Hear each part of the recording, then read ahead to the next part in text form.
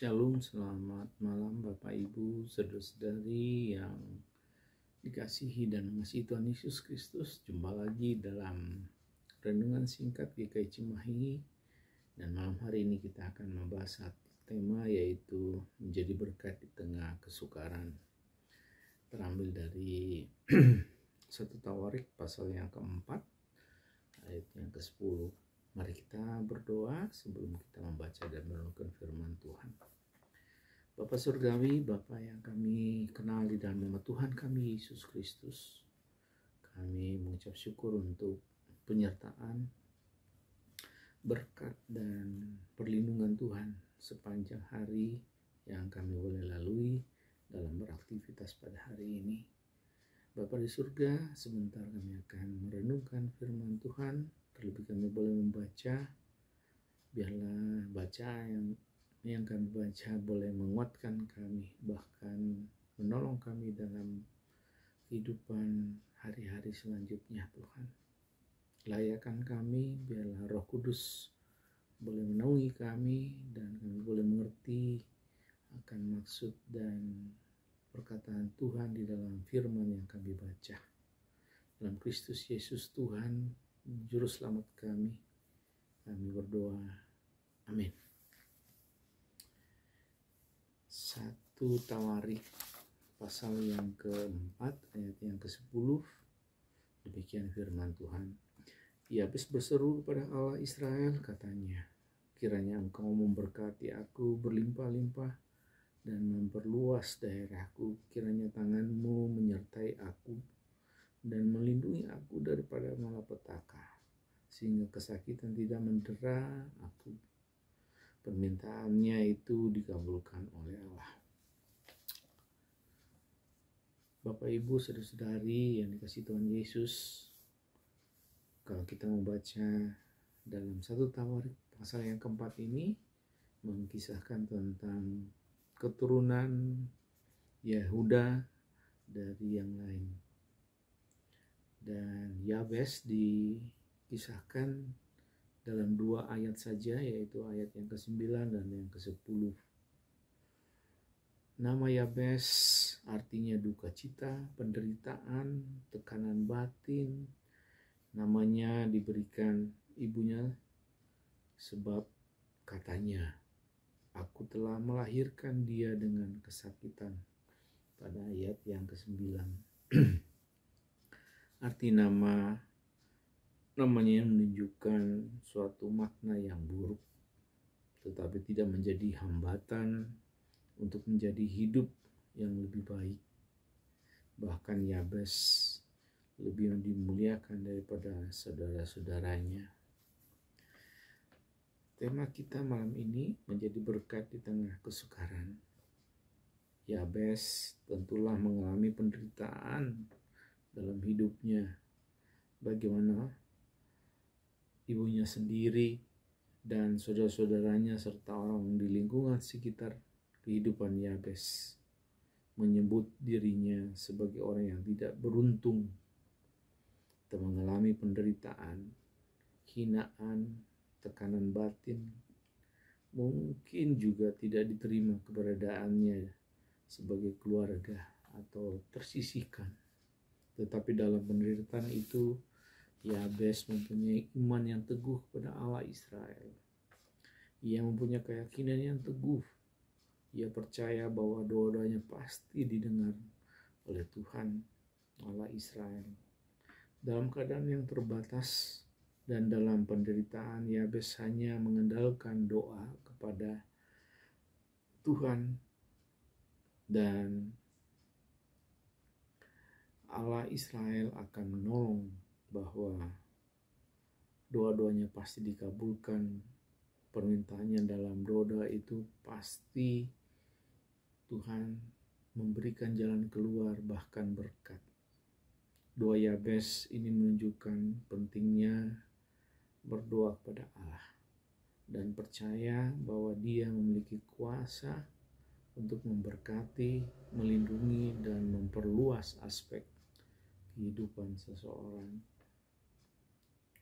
Ada 3 hal yang dapat kita renungkan dari doa Yabes, yaitu yang pertama, doa Yabes menunjukkan pentingnya mengandalkan Tuhan Allah Israel. Yabes merasa bahwa hanya Allah yang dapat memberkati dan melindungi Yabes. Yabes memiliki banyak saudara. Dalam bacaan kita, saudara-saudaranya yang lain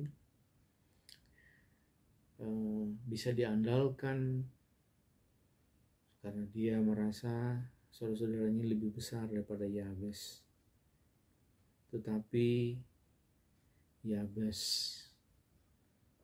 diberkati oleh Tuhan, bahkan diberi penghormatan lebih daripada saudara-saudaranya. Kenapa Yabes bisa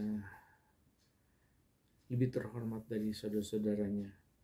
Karena dia mengandalkan Tuhan dan menjadi saksi Allah Israel di tengah-tengah kehidupannya. Bagaimana seorang yang begitu awalnya menderita kesakitan, akhirnya Tuhan ubah hidupnya menjadi diberkati. Yabes berjuang membawa pergumulan dalam doanya kepada Tuhan, dan dalam doanya itu Tuhan mengabulkan semua doa yang dipanjatkannya. Ini mengingatkan bagi kita untuk selalu mengandalkan Allah dalam segala aspek kehidupan kita.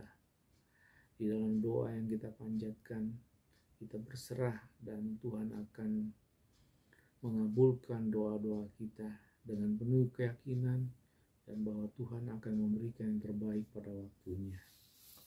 Yang kedua, Yabes berdoa memohon kepada Allah agar memberkati dia berlimpah-limpah. Ini mengajarkan kita untuk berani memohon berkat daripada Tuhan, baik berkat rohani maupun jasmani. Kita dapat meminta kebijaksanaan, kekayaan rohani, dan berkat karunia lainnya yang diperlukan untuk mengembangkan hubungan kita dengan Tuhan dan sesama. Tetapi juga meminta pada Allah pertumbuhan dan perluasan daerah hidup kita. Dalam artian, kita dapat melayani lebih luas dimanapun kita ditempatkan, baik dalam aspek fisik maupun spiritual, agar kita mempunyai kesempatan untuk melayani Tuhan dan menjadi berkat bagi sesama. Dan yang ketiga, permohonan Yabes untuk dilindungi dari malapetaka mengingatkan kita akan ketidakpastian hidup. Kita tidak selalu bisa menghindari masalah atau kesakitan, tetapi kita dapat memohon kepada Tuhan untuk perlindungan dan kekuatan untuk menghadapinya. Ketika kita fokus kepada Tuhan, kita dapat mengerti rencananya yang indah. Kita bisa melihat bahwa yang Tuhan izinkan terjadi dalam kehidupan kita akan mendatangkan kebaikan. Mari Bapak Ibu Saudara-saudari yang dikasihi Tuhan, kita tetap lebih sungguh-sungguh dan menggantungkan dan mengandalkan hanya kepada Allah. Yabes mengalami pergumulan, penderitaan, suatu yang tidak enak, yang menyakitkan dalam hidupnya. Tetapi apa yang dilakukan Yabes? Dia tidak mengomel kepada Tuhan, tidak menyalahkan orang lain, tidak menyalahkan ibunya, tidak menyalahkan saudara-saudaranya, tapi bahkan dia memberkati banyak orang. Yang dilakukan oleh Yabes adalah doa. Dengan doa hidup Yabes bisa berubah. Percayalah bahwa dengan berdoa sungguh-sungguh kepada Allah, kita dimampukan untuk memberkati banyak orang meskipun kita mengalami penderitaan.